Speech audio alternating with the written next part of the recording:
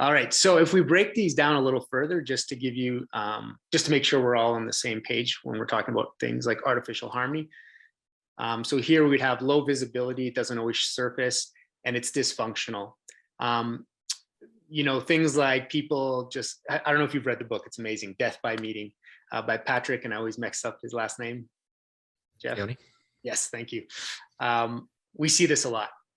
A lot of organizations, a lot of team members just don't want to show up to meetings, don't find value in it. You'll see people missing deadlines. There's unclear ownership. No one wants to jump in and take on something. You'll see siloed decision making, which will then, so sometimes you will actually see artificial harmony move into unhealthy conflict. It's funny, a lot of the times we see artificial harmony in organizations that have a really great, employer brand or outside brand. And so when people are there, they're so grateful to be there, they don't really want to rock the boat, right? Like, I have it good. So I'm sure some of you can relate with that. And obviously feelings of stress, anxiety, you'll see people withdraw, you'll see high levels of turnover, not the good type of turnover, and frustration. Unhealthy conflict is probably the one we focus on most in terms of like all the models that are existing out there, but it's high visibility and we know it's dysfunctional. Jeff was talking about those two leaders. A lot of the time their personal conflict was done with CCing all their team members. So you can imagine that level of impact and how it moved. There's a lot of work being done on bullying at work. And then we see this a lot, secondhand feedback. So while that feedback is making it invisible, to the person who it's about, they get now some sort of narrated version and it becomes visible, but not in a healthy way. So you'll see this in cultures that are dog eat dog or sink or swim, or, there's this fine line between radical candor and abuse.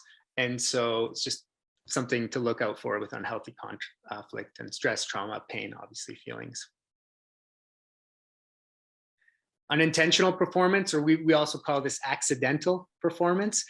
But this is where you have, if you ever hear people talking about my A team and my B team, or A performers, B performers, this is the case where you have, one team or one business unit that's really performing well, and the organization as a whole maybe hasn't been able to go in there and understand what's making it work and how might we replicate this or share this with the rest of the organization. And so what you'll start to see is, hoarding. We see a lot of this in academia, hoarding of information so that you can get more resources for your team. And yes, there's short-term gains, but in the long term, this actually can damage culture. So hero syndrome, AB performance, resentment, burnout. Now, productive tension, this is the goal. This is what we're ultimately trying to get to, as an organization, as a team. It's highly visible, it's functional, it breeds, huge amounts of creativity and innovation because people are contributing and challenging each other to get to a place or an idea that actually is going to make an impact. Our tagline or our mission is creating leaderful organizations. This is what we mean. Everybody has an ability to take responsibility for themselves and their world, and they engage and embrace tension.